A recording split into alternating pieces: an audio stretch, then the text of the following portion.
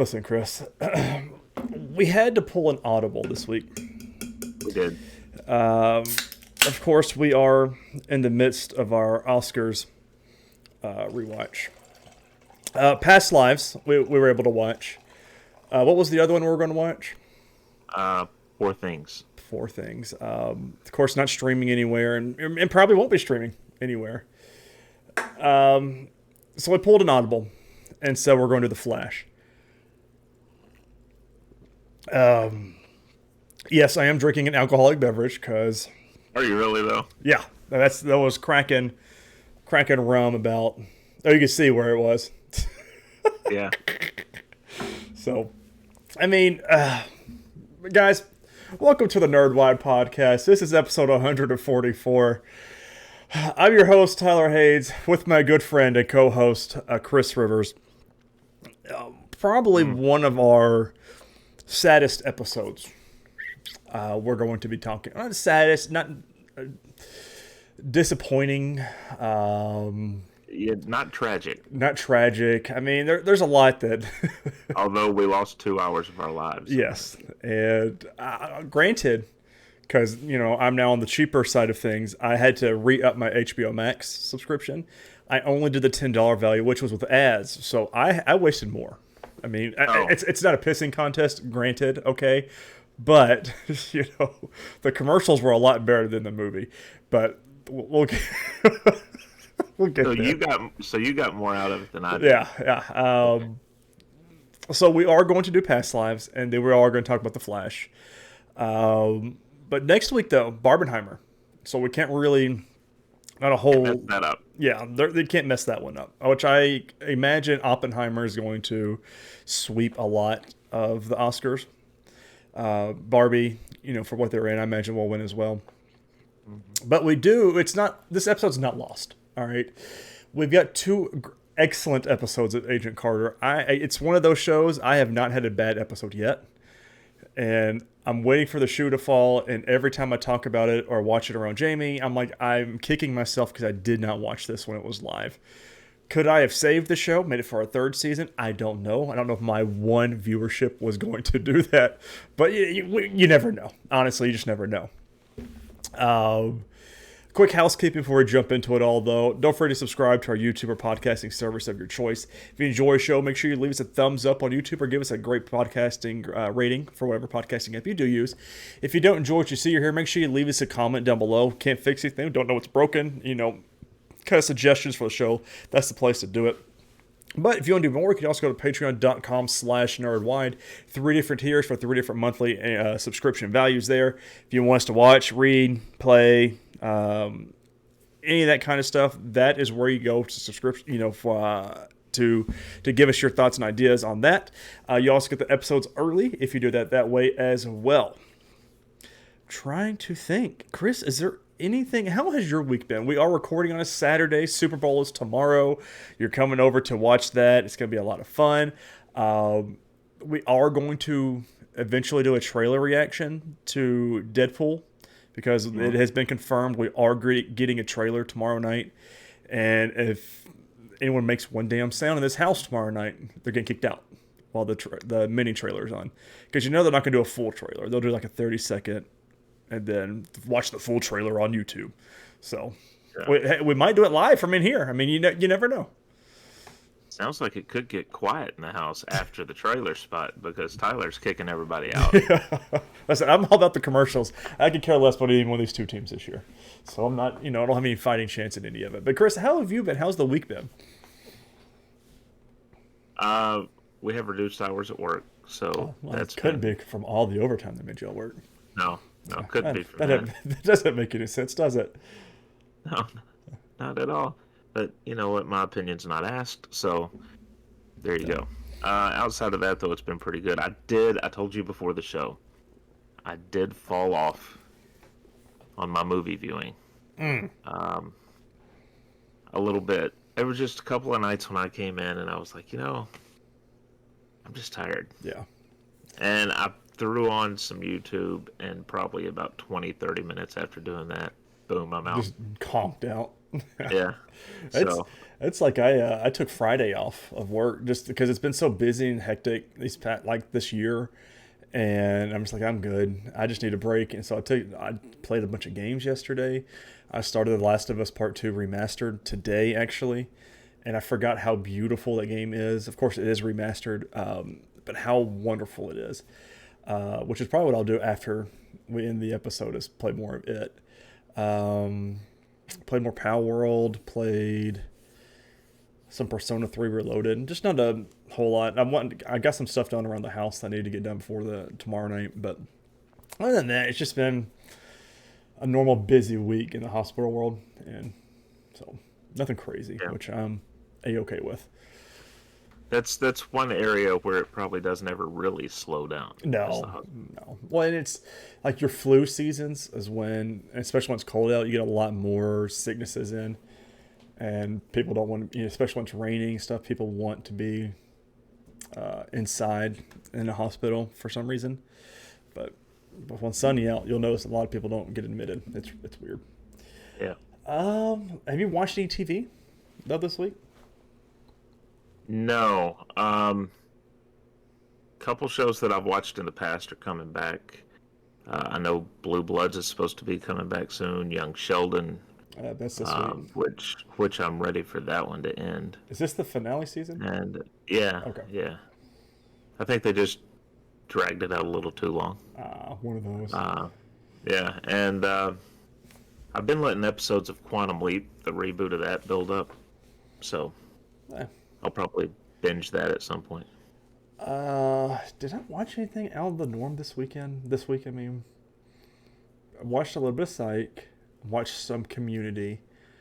It's just the Wi-Fi at work is horrendous. I'm not watching Halo until the season's over, so I can binge it. I've heard great things about it though, and people are still complaining about his helmet being off. I'm like, it makes so much sense for the story. Tell me you're not watching the show without telling me you don't watch the show kind of scenario.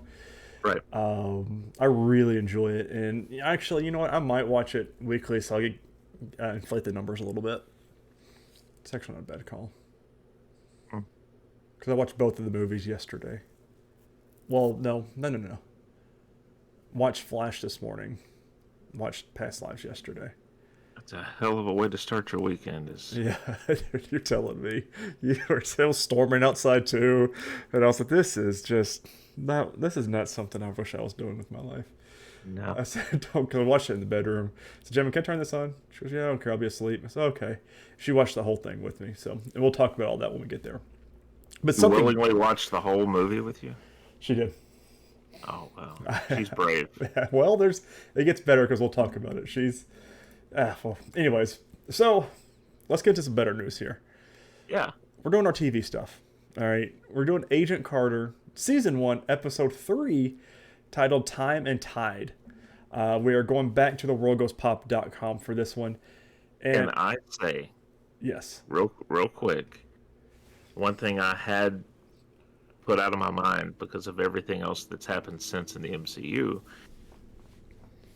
was how great this series was to showcase Dominic Cooper. Yes. As Howard Stark. Mm-hmm. And like there's so much of Tony Stark in Howard Stark, and you can see it all, and it's beautiful. Like it's wonderful how they're doing that. Yeah. So, we are on the worldgoespop.com by Vanessa Ho for all of our episodes. She's actually still doing TV recaps. Well, she was until November of last year. So, what'd you call her? No, Vanessa Ho is her name. Oh. No. So, no comments. I might comment on here. Oh, wouldn't that be great? Hey, just wanted to let you know we're talking about Agent Carter if you want to pop in some point. And, you know, I might actually do that for the next episode. Commenting on her recap from 9 years ago. Yeah, 9 years ago.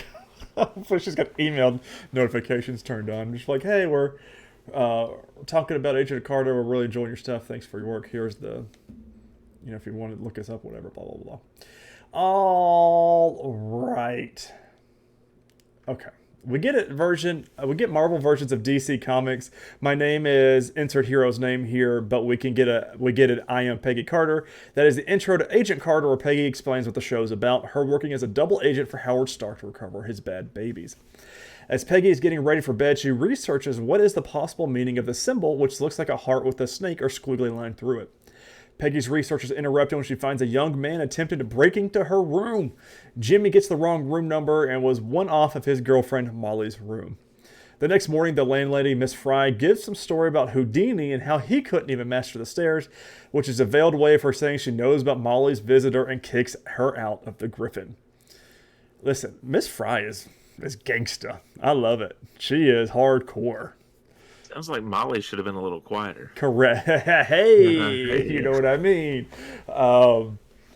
When Angie mentions that the Griffin is impenetrable, this gives Peggy an idea about the break-in at Stark's.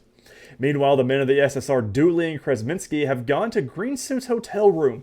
Kresminski finds cash and different country passports for Greensuit hidden in an armchair. Also found is the chat typewriter. Back at the SSR, Thompson goes over the evidence uncovered on Brannis. The dead guy was in the Russian army, but Brannis wasn't his real name. Eventually, thanks to some contact from Thompson, they discover the identity of Greensuit. The men catch a break and they discovered that the bumper discovered at the Roxxon site belonged to Howard Stark. Peggy goes to the Stark mansion to talk to Jarvis about exploring the site of the robbery to see how Brannis escaped. However, Thompson and Sousa pay Jarvis a visit to ask questions about the fact that Stark's bumper was found at the crime scene. Jarvis mentions filing a stolen car report and relents to be taken into SSR headquarters for questioning him just to stop the men from finding Peggy. Very smart. As soon as he knows the bumper was gone, he filed a missing complaint. I wouldn't have went them with this random SSR agents, but different time, different kind of thing. If some random guys show up with like a piece of like a baseball trading card size card, I'm like, I'm not going anywhere with you. No, but that's just me. So, at the SSR, Thompson questions Jarvis about the bumper being found at Roxxon and about what he knows about Brannis. Jarvis doesn't buckle under the pressure of questioning until Thompson brings up Jarvis's treason charge and wanting to bring his wife into questioning. Peggy is watching the interrogation on the other side and is worried that Jarvis will bow to the pressure, so she leaves but does come back to tell Dooley that she found the stolen car report, which was presumably missing. This allows Jarvis to get off scot-free, and Dooley is pissed at Peggy for ruining the chance of getting at Stark. As Peggy is about to leave to investigate the scene of the Stark robbery, Angie comes by and wants to debrief about her day and have some girl talk, but Peggy has to brush her off. Angie takes this the wrong way and leaves Peggy's room. Peggy tries to apologize, but is stopped by Miss Fry to be introduced to the latest resident of the Griffin, Dottie Underwood, played by Bridget Regan. A young woman from Ohio who has come to New York to be a ballerina. Something tells me this is not what Dottie is doing in New York. She comes across as too all shucks to be true, and I could not agree more. I was like, this Dottie character, something's up with this one, and boy, was I right. Yeah. When Peggy arrives at Stark, she wants to know why Jarvis was charged for treason. Jarvis doesn't want to answer, and Peggy does understand and ends up respecting his privacy. The two arrive at the site of the robbery and descend into the hole in the ground. Peggy remembers Jarvis telling her that it rained during the night of the robbery and realizes the water will get drained by the sewers and that Brannis probably used the water to float the stolen goods downriver. While the two walk the sewers, Peggy realizes she does need to know the truth in order to trust Jarvis. Jarvis does ask Peggy to trust Stark's word on him, but Peggy still wants to know. Jarvis relents and says before the war he worked for a general in Budapest. This Budapest in the MCU, just all over the place. Which is where he met his wife, Anna, who was Jewish. In order to ensure her safe passage for her, Jarvis stole some letters of transfer for her and forged the general's signature. Jarvis was caught and was going to be charged with treason and hanged, but Stark intervened and got the charges dropped. Jarvis and Peggy arrive at the dock where they see a boat called the Heartbreak sitting in one of the docks. This boat has a symbol that Brannis drew in the last episode, and as the two approach the boat, we see a thin figure watching from the shadows. Ooh. In the boat, all of Stark's bad babies, including a weapon that acts like a taser, but instead of shocking you, will constrict your muscles and break your bones. Peggy wants to take the credit for finding it with the SSR, but Jarvis starts asking questions as if he was SSR to get Peggy to realize that it is not a good idea, and the best way to help clear Stark's name is to stay in the shadows. So Peggy gets Jarvis to call the SSR to leave an anonymous tip as long as he calls Sousa and not Krasinski. Good call. So Jarvis uses the phone on the docks and adopts a pretty bad Boston or New York accent, but does get the job done. While Jarvis is out... Go ahead. Until the end of the call. Correct. He freaks out and he goes back to us. Mm-hmm. While Jarvis is out doing it, it was very... It's fun listening to an actor change accents. And then he did such a good job, he panics and goes right back into his normal English accent. I love stuff like that. While Jarvis is out doing that, Carter is confronted by an accomplice of Brannis. The two fight, and Jarvis eventually joins the fray. When this man has Jarvis in sort of a chokehold with the metal, Peggy incapacitates him with the bone crusher. The two leave the scene when the SSR arrive, and Peggy worries about being ID'd by the attacker. Very cool little machine, which of course he was just doing it as a back massager. Yeah. It turns out it constricts and breaks your bones. So, I mean, cool. I don't know why it glowed, but, sure. Well, it looks cooler on TV. Yeah, in a dark room especially. So, the burly man gets arrested, and SSR collects Stark's goods, and Krasinski is tasked to bring in the man found at the scene. While at a stoplight, the man asks about the British lady that sort of kicked his ass. Krasinski is intrigued, but a car rear-ends him and gets out of the car to talk to the driver. The same lanky figure comes out, shoots Krasinski, and the witness dead. My bet, and I'm pretty sure I'm right, is that this person is Dottie Underwood. I didn't connect that. I didn't even think about that, honestly. Peggy arrives at work the next day and learns of Krasinski's death and sees all the SSR agents mourning him. Sousa vows to catch the anonymous tipster as he believes he is involved in the death. Peggy goes to Angie's diner to talk to Angie, and Peggy needs to share with someone about Krasinski's death, and Angie is there to listen. God, good episode. I love it, man. It's just one of those that's phenomenal. I can leave a comment and everything. I can't wait. What is the deal with the customers in the diner? I mean, they're all impatient and rude. God, honestly, though, it wouldn't surprise me. I mean, she seems like she's good at her job, right? Right. So, and it's... Well, I don't know, because was it this episode or the next one where she says all she got was 50 cents in tips? It was the next one. Yeah, so maybe she's not. Well, I mean, that 50 cents was a lot back in the 70s, though. Or Obviously 60s. not, though, if she's complaining about it. That's true. Maybe she's only a good waitress where Peggy's concerned. That's a good point. Maybe she's got a thing for Peggy. Hey! Oh, she'd get to live near. Just saying. She begged her to be her roommate. That's true, and she wants to talk with her and all sorts of stuff. You never know. Yeah. I think we're on to something. Yeah, see, I like what you're thinking. You better not give me future spoilers here, Chris. Episode 4, the Blitzkrieg Button. Stark's return to New York City did not come easy for Jarvis or Peggy. Jarvis was negotiating the ransom for Stark's safe return when a smuggler named Mink, while Peggy took care of the muscle protecting Stark. After successfully taking out Mink's men and keeping the ransom money, they find Stark in the shipping container. It looked like a nice little pad, though. I mean, yeah, it looked nice and comfortable. So, well, he's not going to travel any other way. That's true too. When Jarvis and Peggy are driving Stark to his penthouse, Peggy notices tons of SSR agents standing guard in front of the supposed unknown Stark's residence. So Peggy is forced to take Stark to the Griffith Hotel, which can only mean good things because what we learned last episode. Look, I like though how they set that up without setting it up for this episode. It's really cool how they do that. Peggy manages to get Howard up to her room while avoiding the watchful eye of Miss Fry. Stark has returned to New York City to find out what inventions the SSR have recovered and need Peggy's help, so he gives her a camera pin for her to take pictures of the inventory of the inventions recovered last episode. Meanwhile, Dooley is going to Nuremberg to interview a Nazi by the name of Mueller to see what he knows about Brannis and Greensuit in the Battle of Fennel, as Brannis and Greensuit were listed as being killed in it. Thompson is left in charge of the SSR while Dooley is away. So Thompson's only priority is to find Howard Stark and assigns his agents to assignments and helping them all catch him. Peggy's assignment is to take everyone's lunch orders, because of course it is. When Peggy goes to the lab where SSR lab tech are going through Stark's inventions, under the guise of taking lunch orders, she uses the camera pin to take the pictures of the inventions. Now, which I thought... So, Do they not know? I know they know she worked with Captain America, but do they not know she was like a super spy and agent in this whole thing? I don't think so because it was all classified. Ah, that's a good point. So they just think that she Uh, was a woman. That's what she was doing, was sleeping with Captain America, and yeah, she was like a cabin groupie. yeah, Captain Groupie. Uh, but I mean,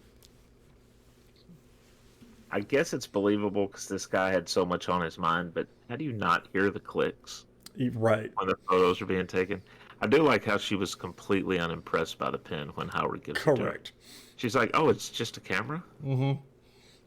He's like, "What do you mean, just a camera?" Dude, Dominic is such a great actor and very fun to watch in this whole episode. Yeah. Future spoilers, and you can tell me this. Do we? I don't think it's going to be this season, but does next season set up Shield at all, or start the setup to Shield? Well, this is the start of Shield. SSR is. Uh huh. Okay. So It's the organization that becomes Shield. Okay. Yeah, I do like. I don't know if she'll mention it in her recap. I do like how every time Peggy comes back to the Griffin or the Griffith, she Howard's coming out of a different room. Oh, it's beautiful. Dude, it's so great.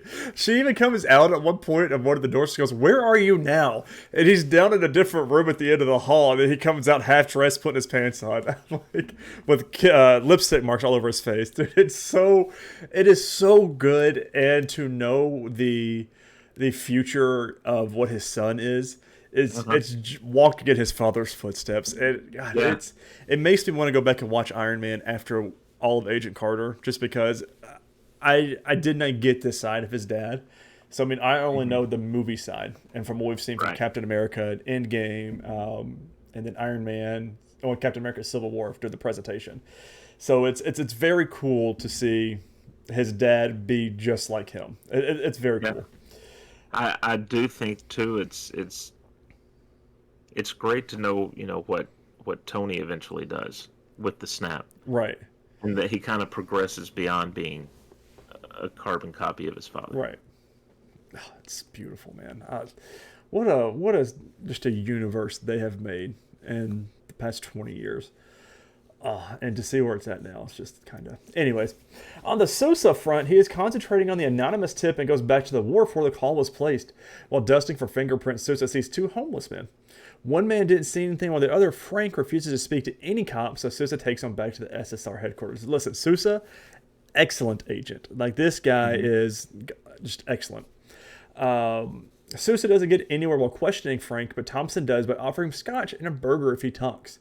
Frank says he saw a fancy-dressed man and a lady on the wharf that night. Sousa shows Frank the picture of the blonde lady that was taken at the club, and he says, no, the lady was not a blonde. Despite Thompson wanting Sousa to concentrate on catching Stark, he does commend him for finding a witness that everyone has overlooked. In Nuremberg, Dooley meets with Mueller, who tells him that no Germans were responsible for any Russians' deaths in that battle. Dooley managed to get Mueller to talk by offering him a cyanide capsule, so his death by hanging will be quick. However, we learned that Dooley actually gives him a breath mint. Love it. Yeah. Like, that's such spy stuff, man. Because essentially, no mercy. That dude was a Nazi. So, no mercy. And I get it. The men that took Peggy down is meeting with their boss, Meek, who is not pleased with being betrayed by Stark. He learns from one of his men that Stark called the lady Peggy. This gives something Mink to go on, and he shoots his men dead for their ineptitude with a handheld automatic pistol. Awesome. This scene was awesome. And Did not pay out at the end. no, not for him, but Right. I do like how they brought it back around Yes. to another key scene later. Yeah. So, Peggy reports back to Stark, who seems to be biding his time by betting the ladies on Peggy's floor. After Stark takes a look at the pictures, he determines that the SSR has all of his inventions, and he needs Peggy to steal one back.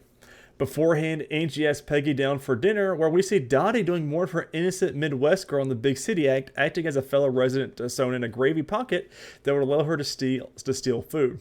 Genius. Oh, God, yeah, I love it. Yeah. The weapon that Stark wants her to steal is called the Blitzkrieg, and tells Peggy that it acts like a light switch that once turned on can turn off all the lights in New York City, and Stark doesn't know how to turn it back on. Stark is the only one that knows how to turn it back on. So Stark gives Peggy a fake blitzkrieg for her to switch out with the real thing at the SSR.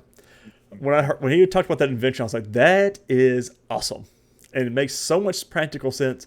But then we find out later on that it's just not true. Yeah, but here's the thing: he should know by now. You don't lie to Peggy Carter. Correct. Oh, God, I love her, man. Haley Atwell, just chef's kiss. That's one of the ones that I know we've talked about, I think, last week, but she's RDJ level in the MCU. Like, I don't think there's anybody else that could play her. At the SSR, Peggy does successfully make the switch. Before she can look at the weapon further, she encounters Thompson, who feels sorry for her that no one man will ever see her as an equal.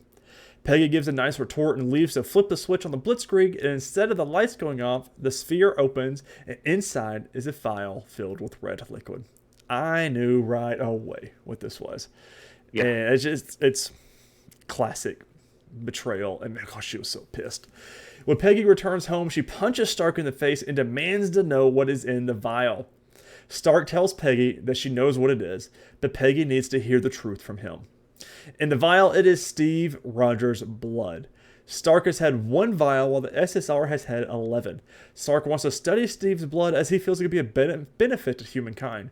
Peggy is very pissed at the betrayal of Stark and thanks him for reminding her about the values she does believe in and that she learned from Steve. Peggy leaves to get some air and wants Stark gone when she comes back. Outside of the Griffith, Mink takes flowers from a delivery truck to deliver flowers to Peggy. Miss Fry does not allow Mink to deliver the flowers to Peggy personally, but manages to find what room Peggy is in. Very good scene. Miss Fry here, sticking to her gun. She goes, I don't care. No one goes up those stairs if you are a male. Just sticking with it. I love it. So Mink manages to sneak onto Peggy's floor and arrives at her door. At this point, Peggy's already gone. Dottie comes out of her room and encounters Mink. Mink pulls out his gun, threatening Dottie. Dottie looks very intrigued by the gun and says she wants it and starts to climb the walls and then snaps Mink's neck.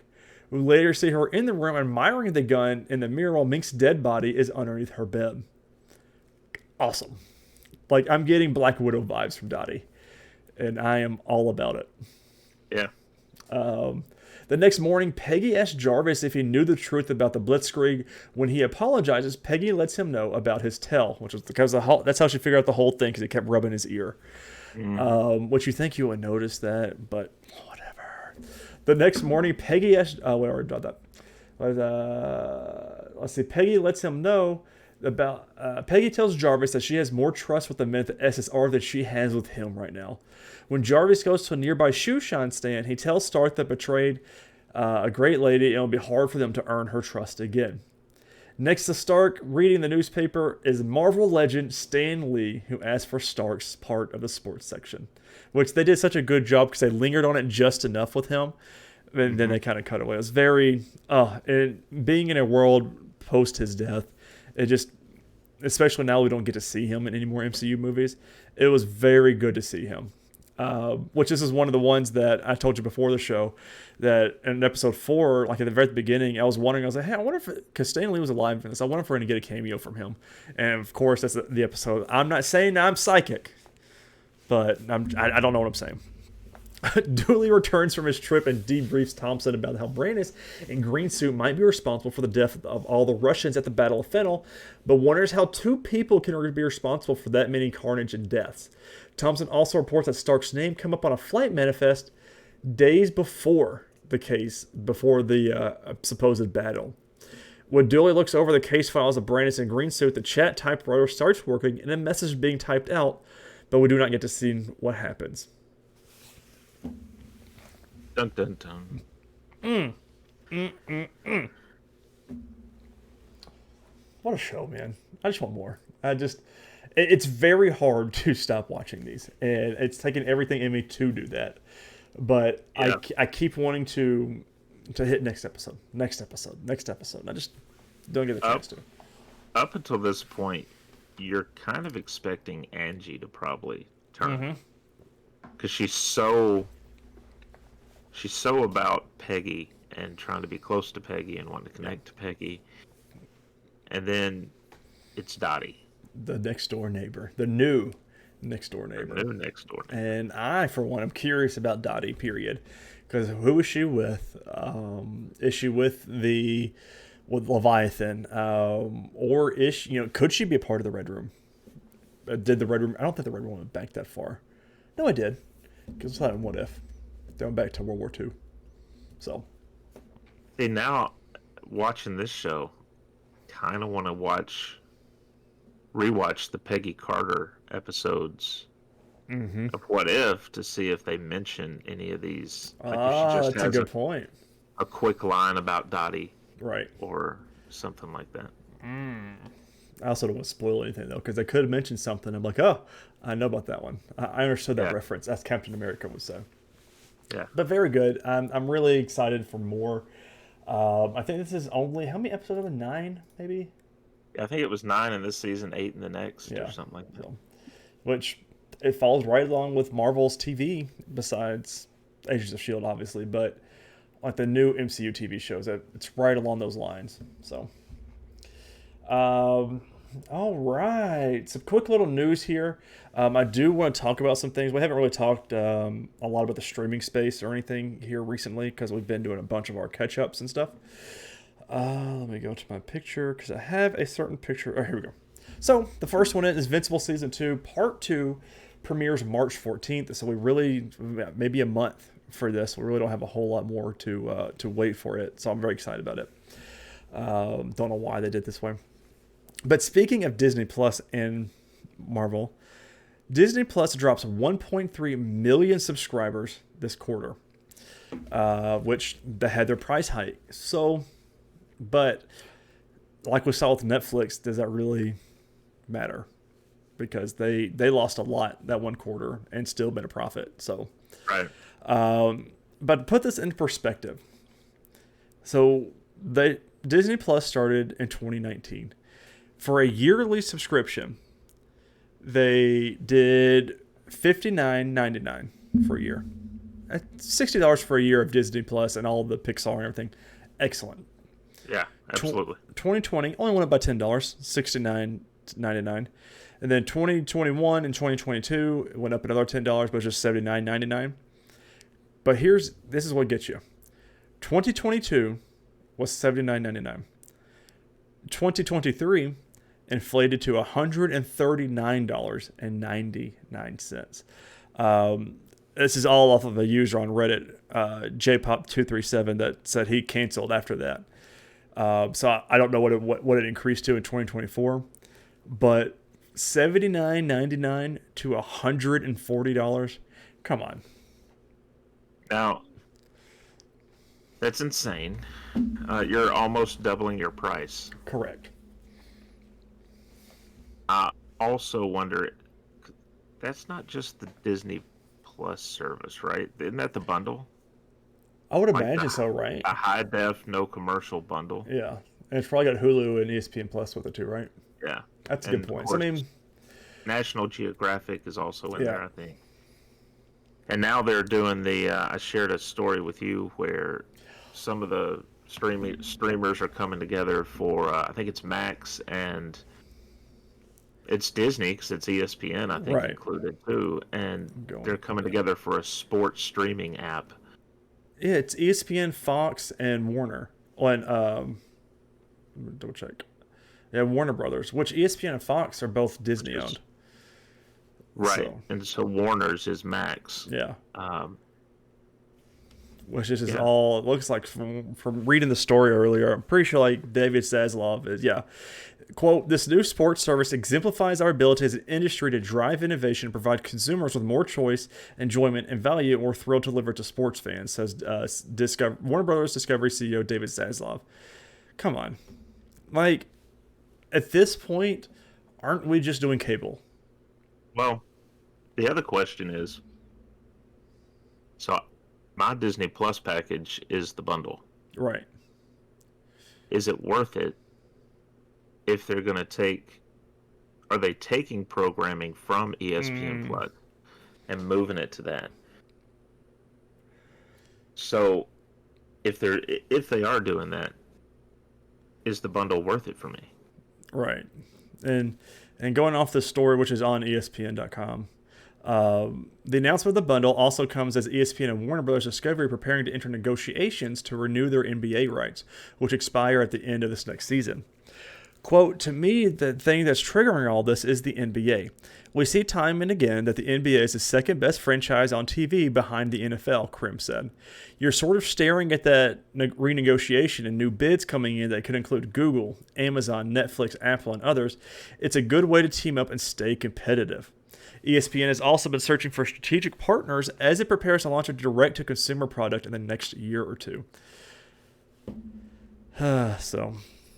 Bob Iger got it on this. He says, quote, the launch of this new streaming sports service is a significant moment for Disney and ESPN, a major win for sports fans, and an important step forward for the media business.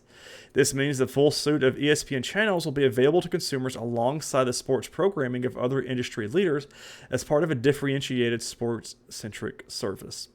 So my question is, I've got YouTube TV. That's what we use essentially as our cable. And that's what we get our SEC. We get NBA channels, the ones that are like on TNT and stuff. We get the NFL channel. We get some sports things. So does this take that away from YouTube TV?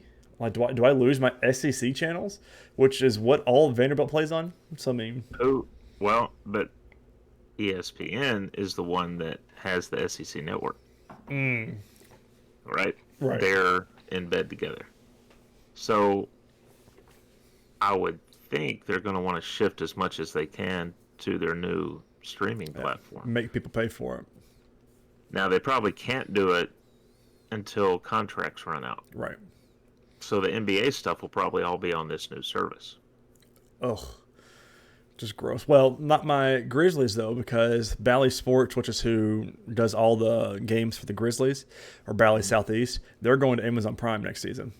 So I'm good there, which is I keep it. But Bally's also in financial trouble. Yes, they are.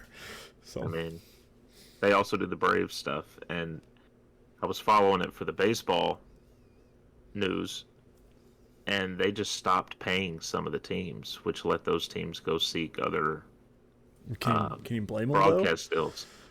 Well, like the Padres, they stopped paying the Padres for broadcast rights. And it's like, okay, so MLB was like, look, we'll make sure the games are seen. Yeah. Speaking of, a sidebar from the nerdy show we've got here. Did you see that the owner of Las Vegas doesn't want the A's to come? Oh, the mayor? Yeah, the mayor. That's exactly what it was. He said, no. He said, it doesn't make any sense. We don't want this. So I'm like, oh.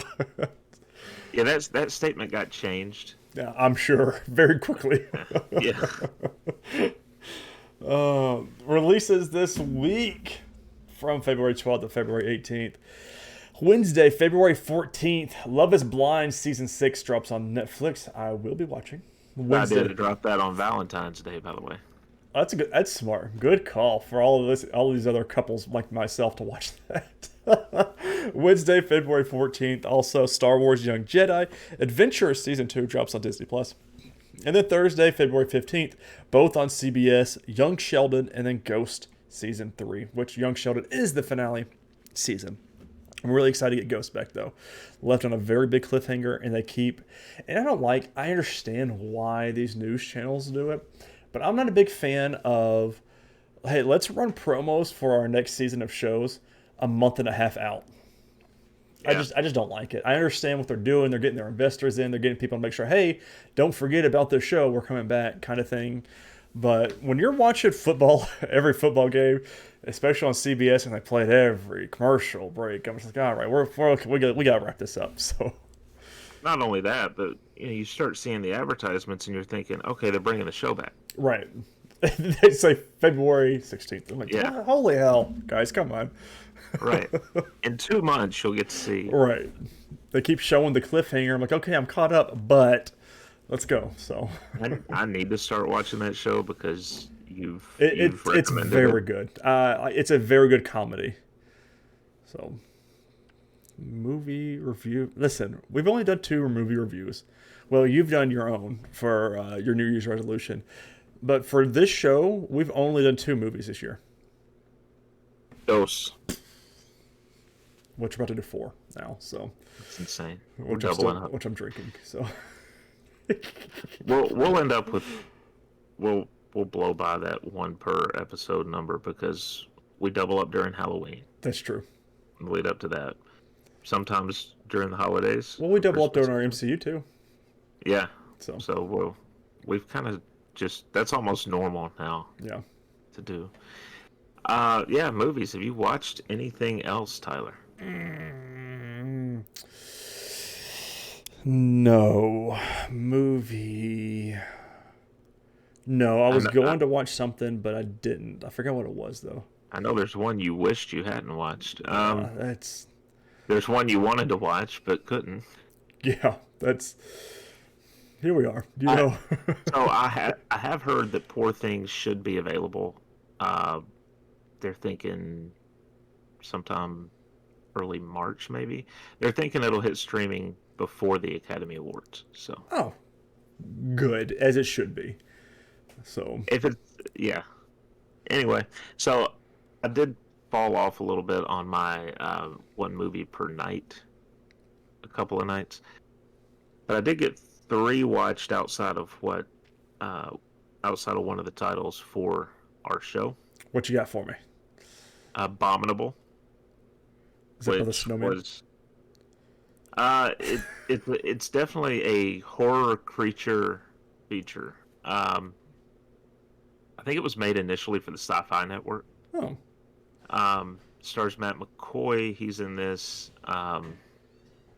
It also has guest spots from Lance Henriksen, Jeffrey Combs of Reanimator fame.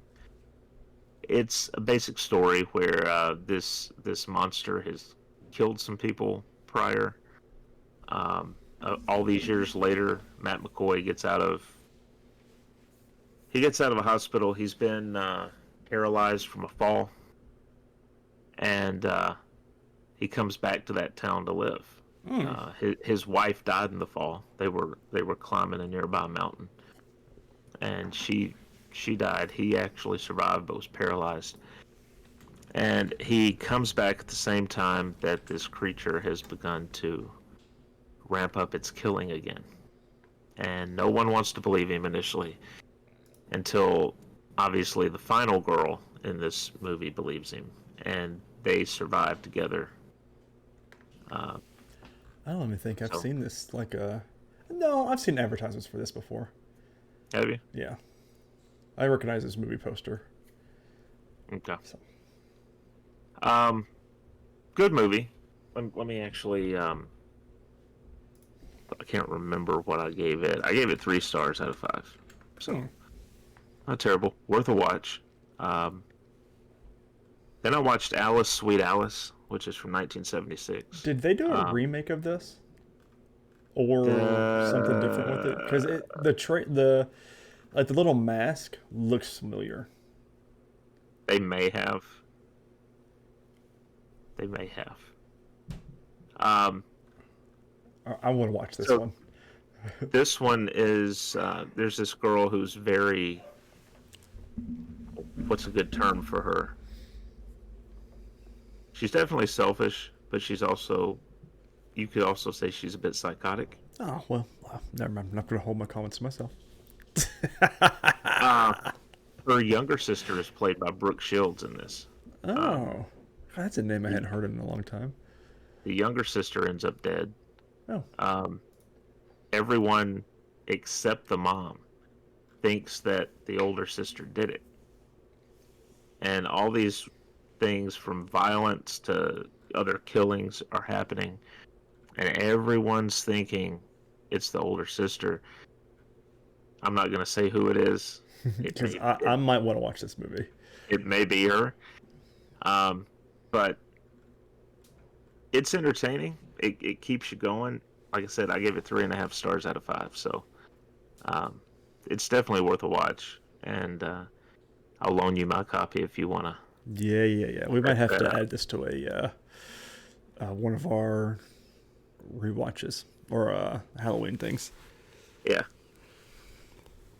And then the last one I watched that wasn't already planned for the show this week was The Addams Family from 1991. Raul Julia is Gomez, Angelica Houston is Morticia. Is this the original? Original? The original movie, yeah. Okay. You got Christina Ricci as Wednesday. 4 out of 5 stars for me on this. It's very entertaining. It's over the top. You got Christopher Lloyd as Uncle Fester. It's so good. That's Christina Ricci was in Wednesday, the show. Yeah. Yep. Yeah. Yeah, they had her in as a nod to her role in this movie. I love when they do stuff like that. So good. It's always fun. So those are the ones that I watched this week. We're going to talk about The Flash, which was one of the ones I watched when we were originally going to do it. And then, obviously, we're going to review Past Lives, which I'll watch this week. So let's talk about The Flash first, because... Okay, just want to go ahead and cut the... Okay, all right. Yeah, I want to... So listen. We got a lot of your feelings last week about it.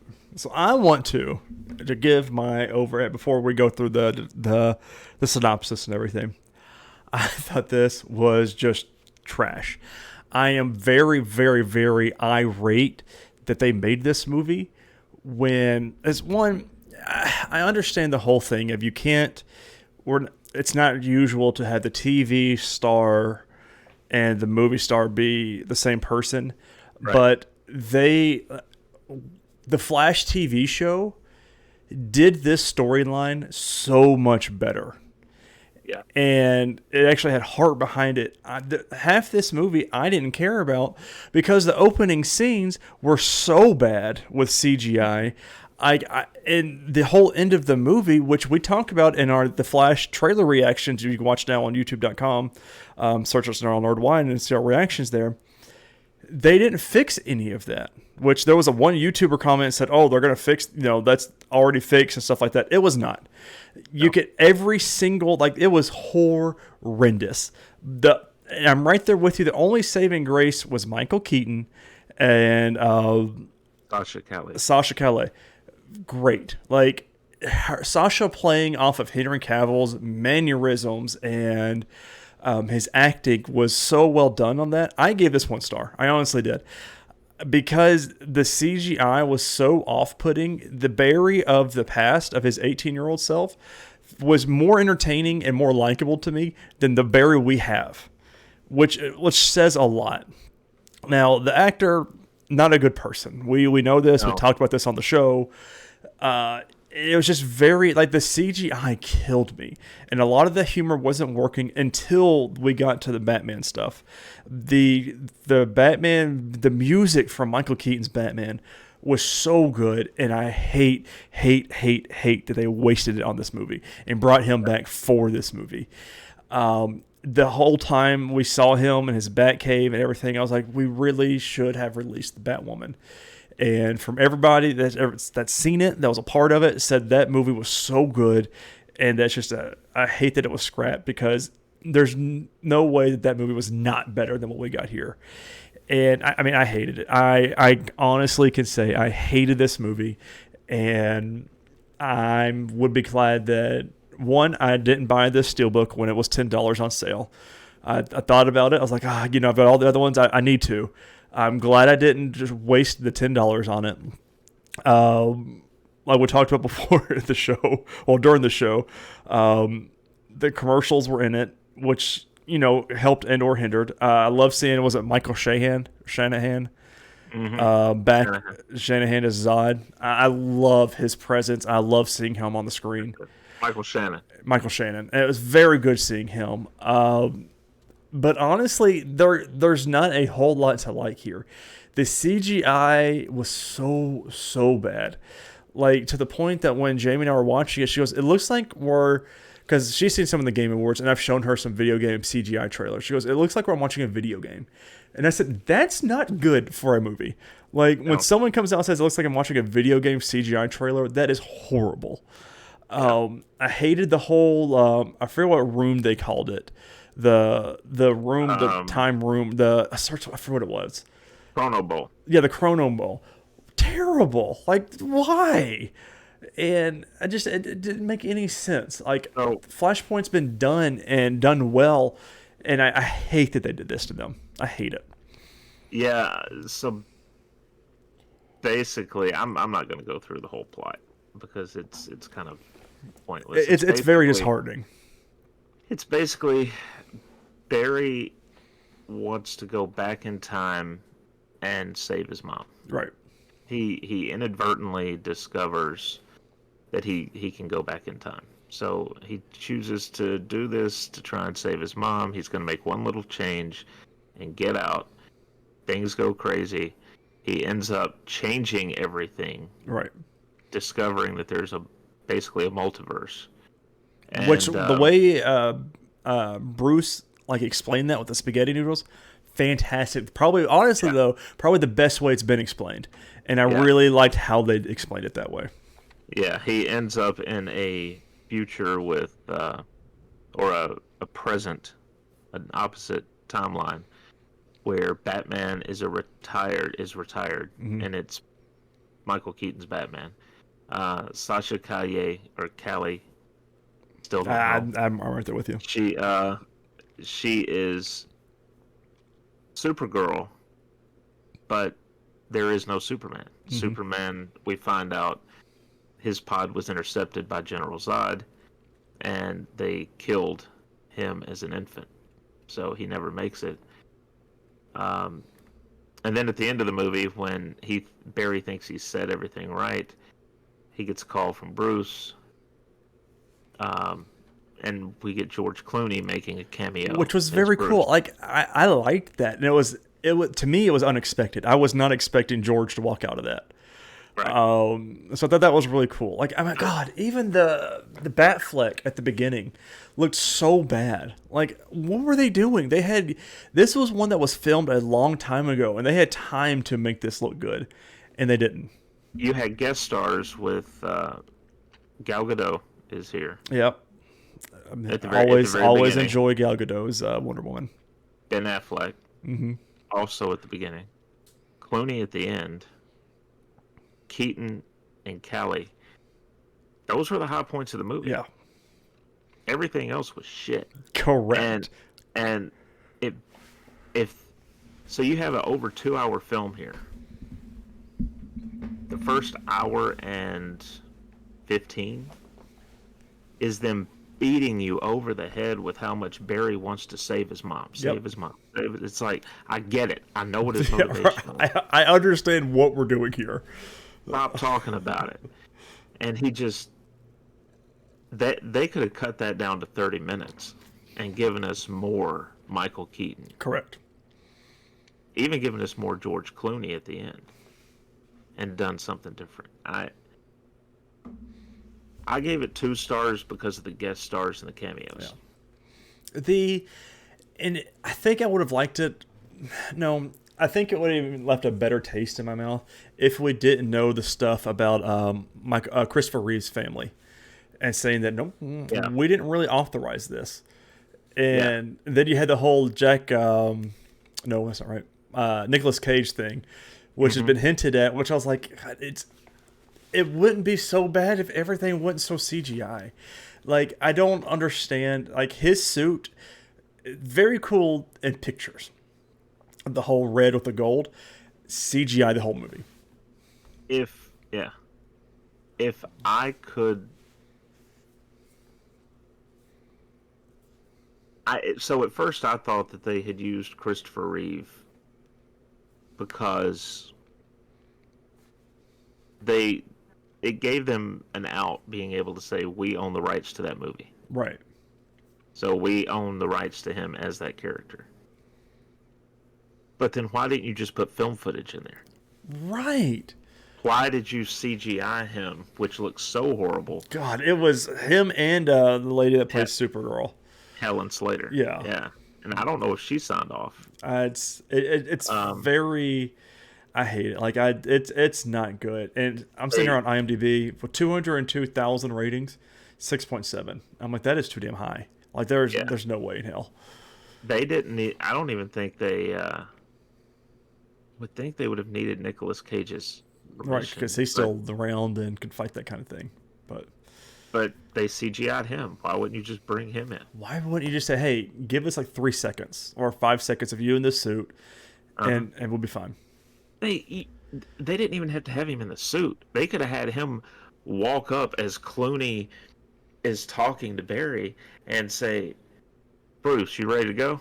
And he's like, yeah, Clark, I'll be right there. Right, something like that. That would, oh god, because that would have made sense. That would have been amazing, and that would have been a bigger cameo drop than the George thing at the end.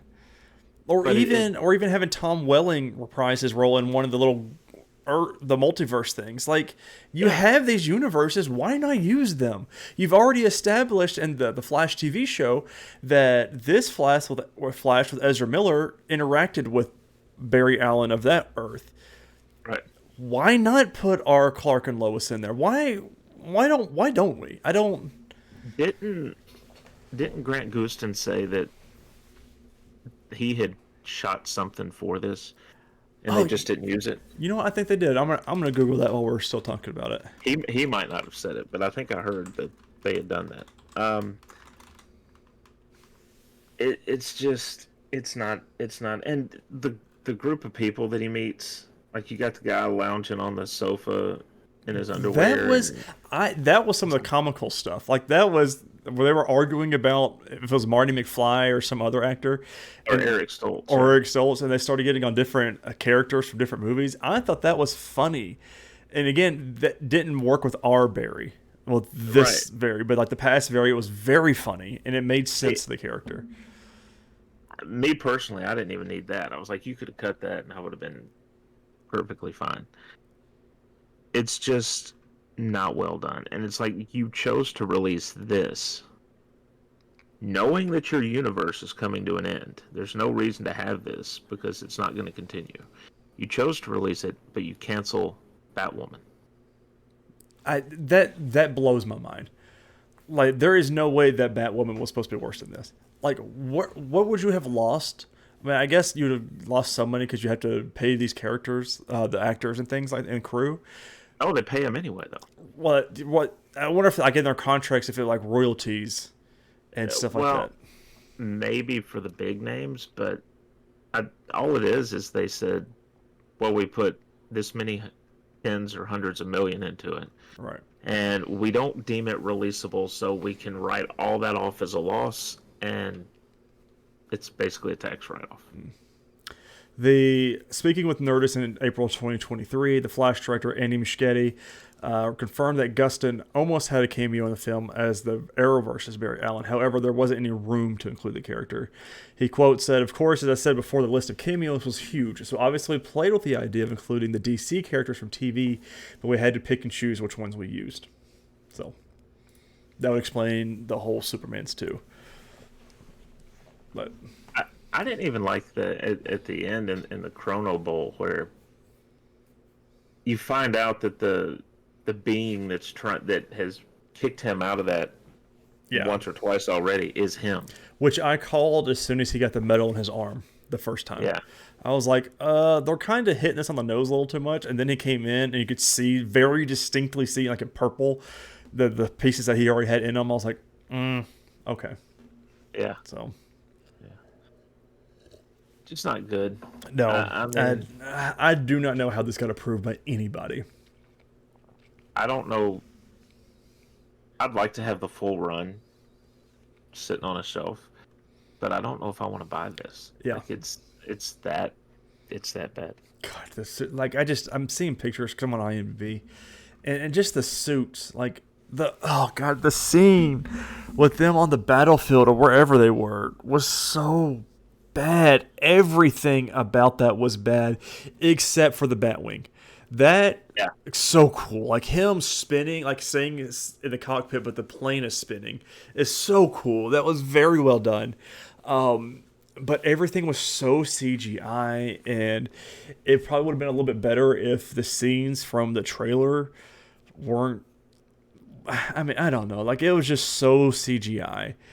And if I wanted to watch an animated film, I would actually watch something better, which was the Flashpoint animated film, which I urge you all listeners and viewers, if you want to see a good Flashpoint story, which is what this was, watch the animated one with the guy that plays Negan.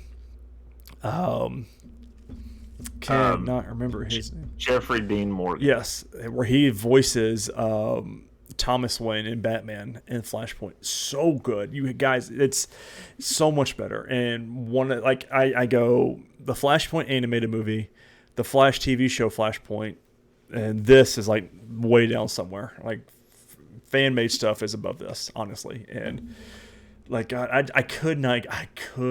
My jaw was on the floor with how stupid it was. That opening scene with the whole hospital.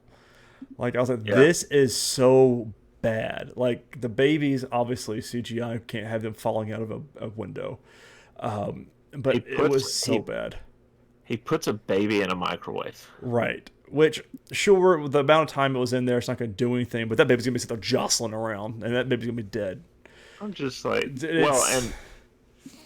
it's just. And to make sure that you understand the physics of it, he explains that down the road. He says, "Oh, you can't phase through this, this, and this. It takes up so much amount of energy, but you can put a baby in a microwave and it'll still be okay." And phase the microwave. I was like, "Sure, let's just go back to that scene." Like it was, oh God, I don't know. So bad. Just. So I know that there may be some people that say, "Man, you guys are crapping on this movie." Rightfully so. You're right. We are. Well, what? That was intentional. I'm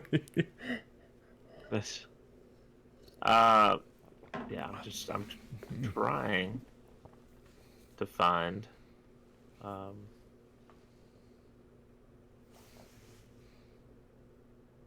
If you don't mind, Tyler, kind of.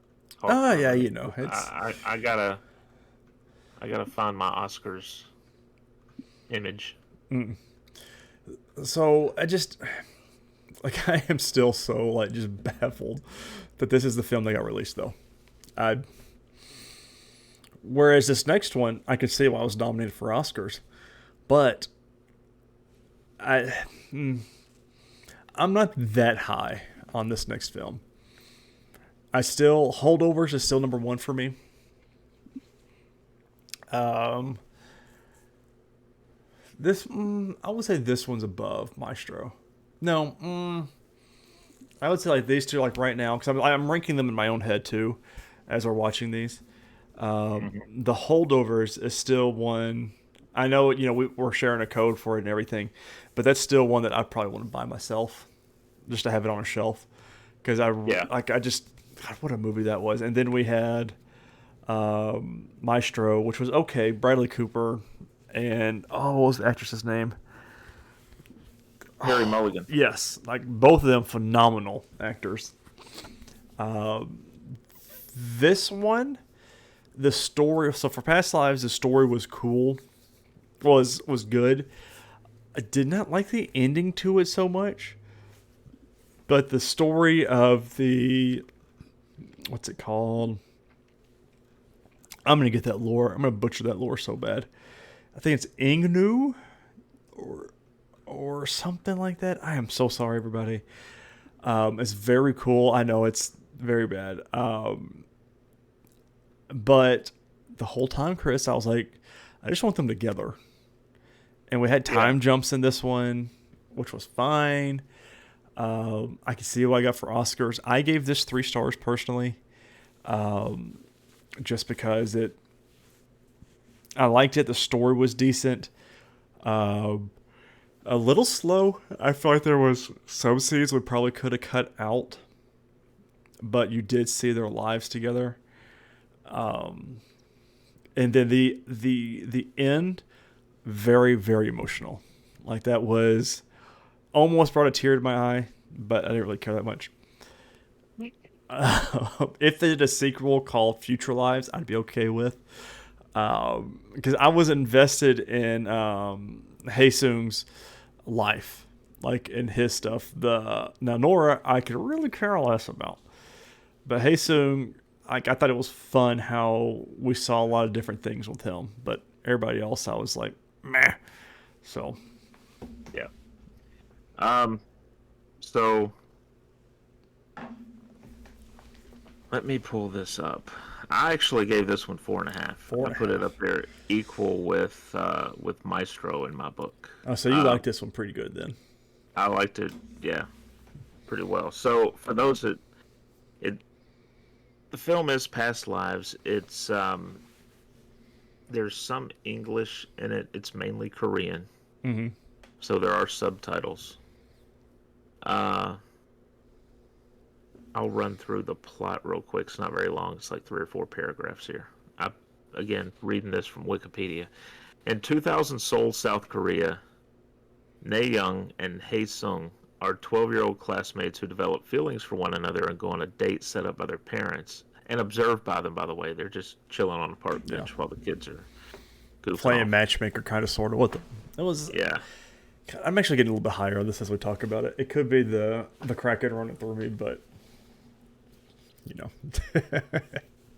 Shortly thereafter, Nae Young's family immigrates to Toronto and the two lose contact. Nae Young changes her name to Nora Moon.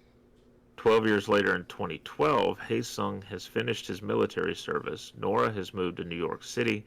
One day, Nora discovers on Facebook that Hae Sung has posted that he was looking for Nae Young, unaware of her name change. They reconnect through video calls but are unable to visit each other as Nora plans to attend a writer's retreat in Montauk, and Hae Sung is moving to China for a Mandarin language exchange.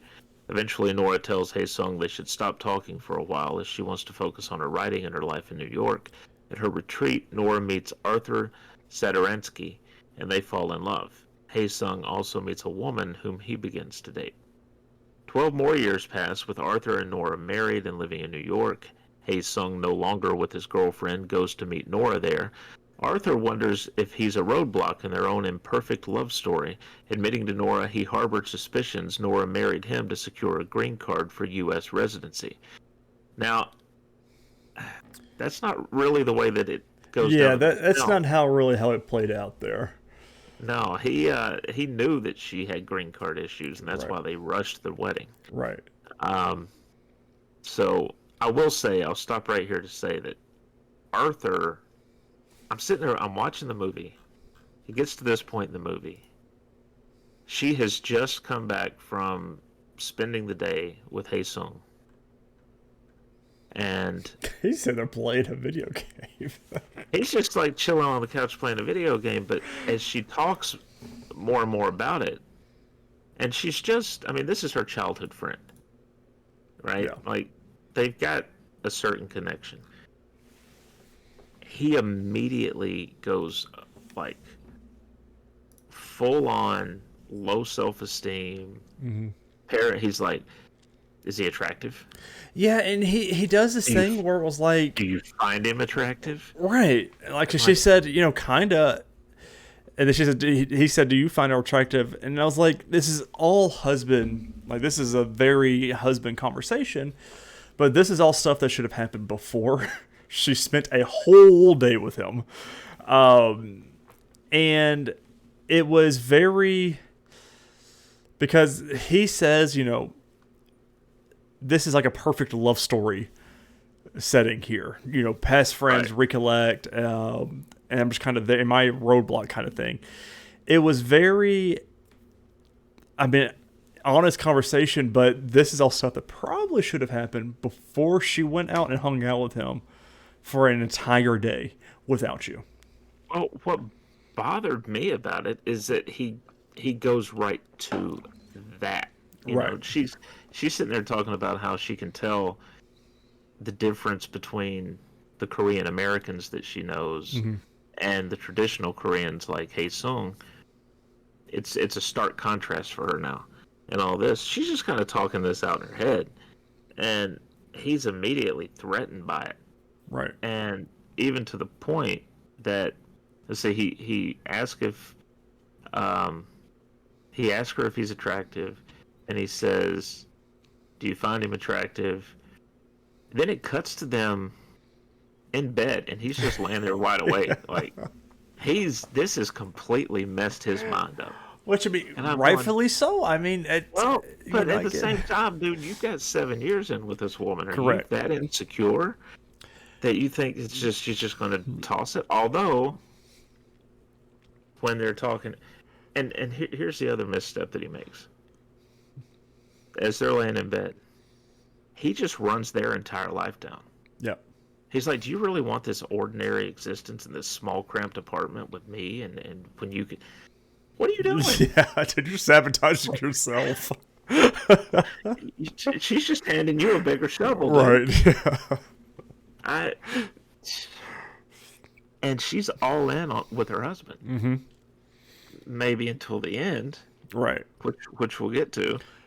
But maybe She affirmed- even her husband though was taking Korea classes to learn how to speak Korean and everything for her, and like which the bar scene that comes up here in the next little bit was a little weird for me because he understood the majority of what was being said, but then they were even saying his name in the sentences, which I would have been like, yo, what are y'all talking about? You know, kind of thing. But and he doesn't at all. He just keeps drinking. I'm like, oh, okay.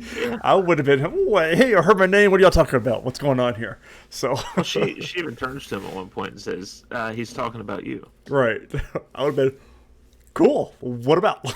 I mean, Y'all plotting my murder? right. Nora does affirm that she loves Arthur. Following night, they go out to dinner. Right, they go for pasta. Mm-hmm. And she translates each dialogue and eventually just talks to Haesung, which is what you were talking about. Yeah. He wonders what they were to each other in their past lives, and what's happened, or what would have happened if she'd never left South Korea and they stayed together. When she goes to the bathroom, Haesung apologizes to Arthur for speaking alone with Nora, but Arthur says he's glad to have met him. They return to Arthur and Nora's apartment. Haesung invites them to visit him in South Korea and calls for an Uber. Nora waits with him, and the two exchange long, meaningful looks at each other until the Uber arrives.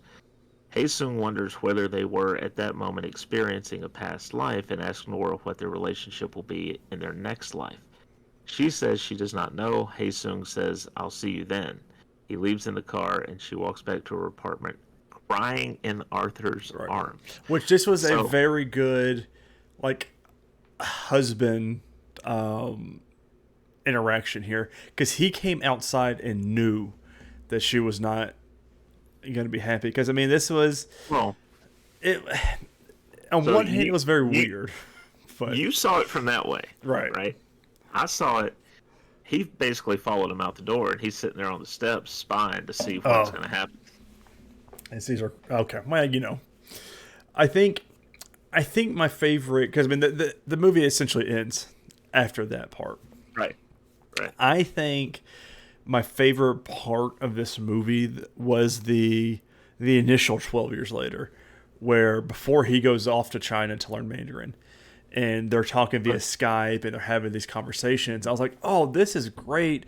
They're reconnecting. You know, he commented on her dad's movie Facebook fan page looking for her, and they found him. And this movie could have been completely different, because she even said she was looking at flights to Korea to meet up with him. But it was just, I enjoyed that part of it. But I think the ending was what the biggest issue was for me, because like you're setting up this love story, but then they just say, okay, we're done. All right, bye. We'll come to Korea and maybe we'll see you again, which I can guarantee you they never go to Korea. But it was a very good, that's how real life probably would have played out kind of scenario. I think, which they do leave it open to your interpretation on what's probably going to happen next. I think she divorces her husband and she goes to Korea. Yeah. And then maybe they maybe move back to America together or something, because if you go all the way back to the beginning of the movie, when her mom is asking her why she likes him, because she asked her, is there a boy in your class you like? She names him. She says, well, why do you like him? He's manly. Yeah. Her husband is not. No. He's a writer, and that's about it. He's... The way that each of those guys handle the situation that they're in Mm-hmm. he's going to be more attracted to the guy that just left. Right. And they have And they she, had that history too. yeah, I mean, and they she, were each staying up late at night, missing classes, being late to classes, being late to work and stuff, talking to each other, halfway across the world. And it was, oh God, I enjoyed that bit. I'm at a 3.5 now, but oh, it's, I understand why this got nominated for an Oscar. yeah, There's almost like, I feel like there was a little bit more of something. I don't know exactly what, but I wish we had less of some of it that we had. Like there was some things we really didn't need. I don't feel like it added much more to the story. Like a lot of his friends scenes. I didn't really like yeah, the first one I got, which was fine. The second one where they are like outside, like on some walking path, and she calls and he says, "Oh, I've got to go. I'll see you guys later or tomorrow for class." But that next one where they meet back at that same bar, which I guess it kind of just flushes out his story a little bit more because he says, "I'm going on vacation to New York," and they say, "Oh, are you going to meet up with that one girl?" And he says, "Oh, probably not," but that's the whole point of him going to New York. I don't feel like we really needed that, but it's, I don't know, maybe 5-10 minutes off of this film, maybe a little bit higher. Of course, I'm a sucker for love stories. I watch crappy reality TV, and them getting together would have been preferable. But I understand because it's more like real life of them with them not yeah. being together towards the end. I still think they do though. That's the way that just saw it play out. 'Cause I think psychologically, if that's what Hae Sung wants at that point, he played it perfectly. Correct. Because he's like, all right, I'm out. I came back here. You're obviously going to stay with your husband. I'm out. I'm just a Skype call And away. and he's everything that she's always wanted. Right. So she'll probably put another couple months in with Arthur and then realize, yeah, this ain't. Yeah. Or Arthur leaves Right. because It's still very.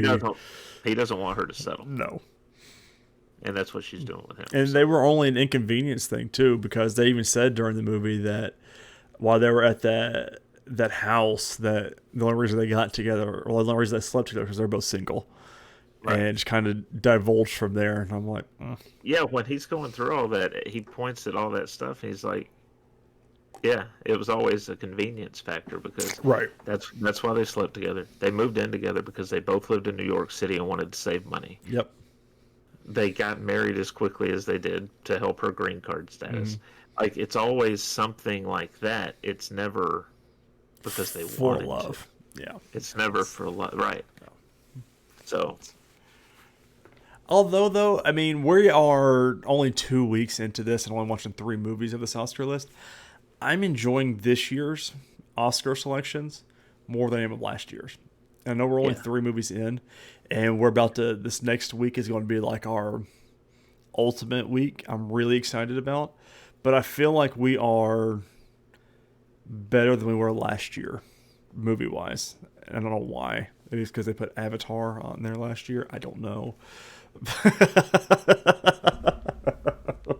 I had to get that dig in. let's say last year we had the Elvis movie, right? Which was Wait, was it Best Picture though? yeah, it was up for Best Picture. Oh God! Hey, I picked it because I wanted it. Yeah. Did you remember they came out? I know we've talked about it between you and I, but I read an article maybe 2 weeks ago. I meant to send it to you again. He's still working with his linguistic coach to get out of that Elvis accent. Hey, if I were him at this point, I'd just keep it. Yeah, but you know what? It is what it is. Let's go. Let's move on. And he probably doesn't have that problem if not for COVID because it delayed the movie and he had to keep it for like 3 years. Yeah. God, what a movie. I want to watch that again. That was a great movie, man. Yeah. And he's in something new on Apple TV called Masters of the Air that I want to check out, where he's a fighter pilot. Oh, that's pretty cool. In World War II? 1, 2, 1. I don't know. Because that seems interesting. I like that. I'm a big Austin Butler fan because I want Jamie to watch that movie. He's in Dune? Yeah. Oh, that's right. Has she not watched Elvis yet? No. Oh, I can't come tomorrow. Sorry, you're busy. I forgot he's in Dune. Yeah, Masters of the Air. He plays Major Gale Buck Cleven. It's only 4 episodes? I think that's all that's aired so far. It's a miniseries. Yeah, it's the same guy that made Band of Brothers at Pacific. Yeah. Shut the front door. Spielberg and Hanks are. Huh. I bet that's going to be good. I need to watch that too. Barry Keoghan is in it. So it's 8 episodes. Mm-hmm. So they're halfway through. There's a lot of good names on here. Yep. Okay. That's bright. Maybe after Agent Carter. That'd be pretty good. Yeah. All right, cool. Well, let's see. Is there anything else to go over? We thoroughly trashed The Flash. We've pretty well praised Past Lives. Yeah. I liked it more than you did, but still a very good movie. Next week, Barbenheimer. Mm-hmm. How are you gonna watch Barbie and then Oppenheimer? Or are you gonna do Oppenheimer or Barbie first? Well, I'll have to do them both on the same night. I think I'm going to go Barbie first and then Oppenheimer. Is that the way it's supposed to be done, or did it matter? I don't think it really. They both came out the same day, so I think just personal preference kind of thing. I'll probably do Oppenheimer last. I know Jamie's got no interest in Oppenheimer, which I'm like, come on, babe. I mean, number 1 movie of the year. You got to be interested in it, you know. So got RDJ in it. Oh, it's got RDJ in it. It's got Cillian Murphy, which, after watching Peaky Blinders and being a Peaky Blinder fanatic, I've called myself at this point, I am stoked. Like, I am extremely excited to watch this movie. I wanted to watch it in IMAX when it was in theaters. I just never got around to it. And I can't wait to watch it. Mm-hmm. So, Barbie, I'm like, okay, we'll see. It's going to be good. So I'll make sure here in the next hour or two, I'll get that uploaded to our Nerdwide Movies Anywhere account. Okay. There's no rush. I won't probably watch it until next Saturday night because I'm gonna set aside some time till all the girls. This is gonna be a transformative experience for me to leave me alone in the bonus room because I'm gonna have the surround sound on, the backlight picture on my TV I've got going on, and just whatever you hear, it's an atomic bomb in the movie, not up in the bonus room. So. Unless you've had chili, and then unless I've had chili, then there's a big issue going on. Releases this week. Everybody get excited because this is going to be. No, I'm kidding. This will probably still be better than The Flash, though. Madam Web, February 14th. They dropped Madam Web on Valentine's Day. It's really weird. You know, it's what is it? It's Tuesday this year, right? No, it's Wednesday. So it's weird because even with Venom and Venom Part 2 or Venom 2, Let There Be Carnage, we were at least interested in it. And we talked about it before the show. We've hardly talked about it between ourselves with Madam Web. Yeah. And I'm like, no interest. No, I mean, maybe when it comes to some sort of streaming, I'll eventually watch it. I don't know if I'll watch it for the show, but it's... Yeah. Who are the Sony movies? Are they going to Netflix or are they going That's to a good question. Disney or? I'm trying to think. Where did Venom go? Let me see. Where to? In the toilet. It was on Netflix, right? Disney Plus. Maybe. So. Yeah. What about Let There Be Carnage? Or Morbius was on Netflix for a little bit. Still haven't seen that. If you've got a night, it's still on Netflix. If you've got a night to kill, and you've got this movie thing you're doing for New Year's resolution. Yeah. I don't think it's that bad. If you think this should have come out in the early 2000s, you're perfectly fine with it. But a post MCU world where we're at now, it's We're 2 decades after that yeah. point, Tyler. So I didn't mind it. I'm glad I've got it in a steelbook. So you're telling me that the best way to watch that film is to imagine that they made it in like 2000 Yeah, and it got you're lost you're for watching 2 it decades. 20 yeah, and you're watching it 20 years ago or something like that. I mean, Matt Smith and Jared Leto, which are the arguably the leads, and Jared Leto obviously the lead, are very good in it. It's just the story is a little meh, but the I feel post credit s- scene's good.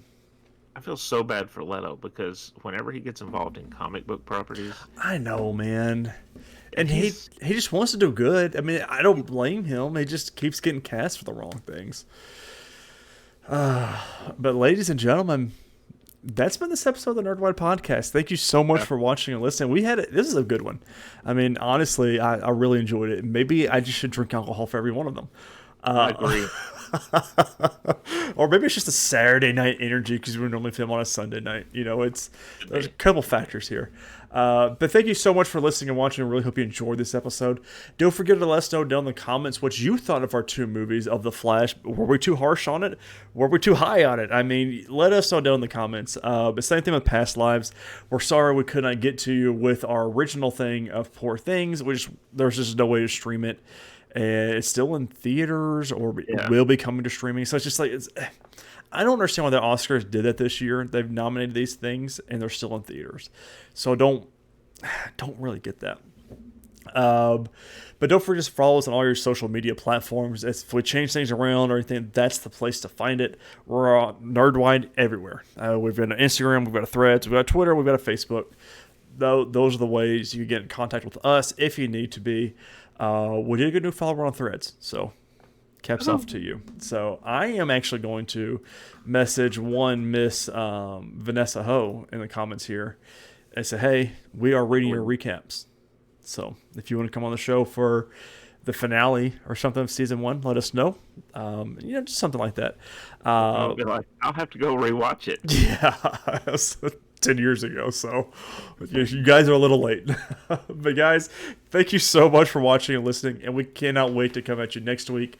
And next time, don't forget to subscribe to our YouTube, by the way, because we probably will do a reaction to the Deadpool trailer, which I am stoked about because it's our only MCU film of the year.